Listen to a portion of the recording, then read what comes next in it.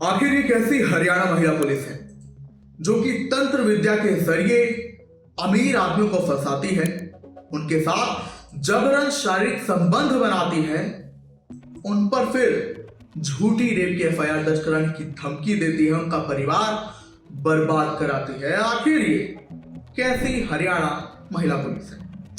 नमस्कार, आप देख रहे हैं दहाड़, मैं हूं आपके साथ हूं पांडे।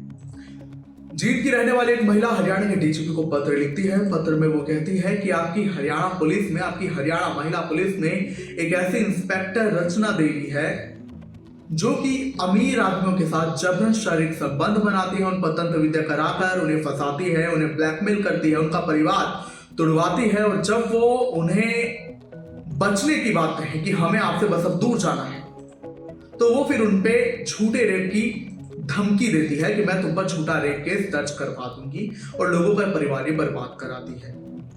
महिला ने कहा कि 9 जून 2025 को मैंने शिकायत दर्ज कराई थी हिसार के आजाद नगर थाने में इसी इंस्पेक्टर रचना देवी के खिलाफ, क्योंकि इसने मेरे पति के साथ वो किया जिसकी उन्होंने कल्पना भी नहीं की थी और इसने हमारा परिवार बर्बाद करने की कोशिश की। महिला ने कहा कि मेरे पति पर हिसार में ही एक एफआईआर दर्ज हुई थी, तब ये ट्रांसफर लेकर आई थी, यहाँ पर हिसार में का ट्रांसफर हुआ होगा रचना देवी का, और इन्हें मेरे पति का केस मिला। तो बस इन्हें जब मेरे पति का बैकग्राउंड पता चला कि वो एक कॉलोनाइजर हैं, अमीर हैं और पूर्व में जिला परिषद के सदस्य भी रहे हैं, तो इसने उन्हें फंसा लिया और तंत्र विद्या के जरिए इसने उन्हें फंसाया। इसने उनके साथ जबरन शारीरिक संबंध बनाए और उनसे ये पैसे वसूलने लगी और उन्हें कहने लगी कि मैं आपकी एफआईआर कैंसिल करा दूंगी, मैं आपका मामला उच्च अधिकारी के पास लेकर जाऊंगी और आप मेरे साथ रहो, आप मेरे साथ फैमिली की तरह रहो। तो ये उनकी पत्नी बनकर रह रही थी और इसने हमारे पति को हमसे जुदा कर दिया था, मेरे बच्चों से, मुझसे। वो हमारे पास आते जाते नहीं थे, और जब उन्होंने कहा कि नहीं मुझे मेरी पत्नी के पास जाना है, मेरे परिवार के पास जाना है, तो इसने उन्हें धमकी दी कि अगर गए तो मैं फिर तुम पर रेप की झूठी एफआईआर दर्ज करा दूंगी। और तो इसने उनसे हर महीने 1 लाख रुपए मांगे मंथली, और ये उनके क्रेडिट कार्ड से महंगी महंगी शॉपिंग करती थी। इसकी चैट भी वायरल हो रही है।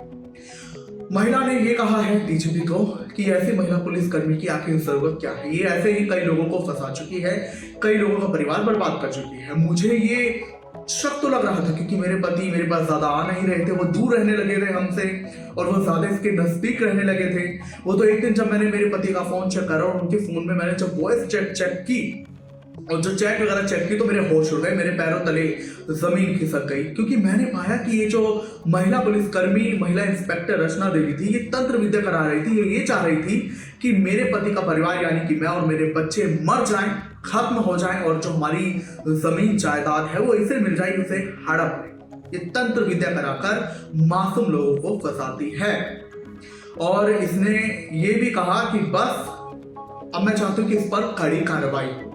और अभी आपको बता दें कि महिला पुलिसकर्मी जो कि ये इंस्पेक्टर रचना देवी थी, ये फतेहाबाद में समन विभाग में कार्यरत है। इसे अभी सस्पेंड किया जा चुका है और अभी इस मामले में जांच डीएसपी कर रहे हैं। साथ ही ये महिला inspector Rachna Devi Punjab and Haryana high court से अग्रिम जमानत पर है।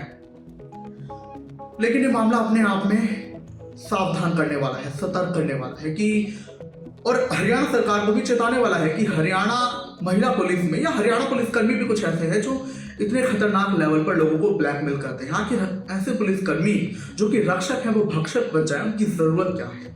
जांच जो कि निष्पक्ष होनी चाहिए, उसमें ये अड़ंगा डालते हैं। इसी पर ये पीड़ित महिला आरोप लगा रही है कि जो इंस्पेक्टर रचना देवी है ये अग्रिम जमानत पर है और ये गवाहों को धमका रही है। ये अपनी ताकत का पूरा जोर लगा रही है कि ये इस केस से बच जाए और हम इस मामले में पिस जाए।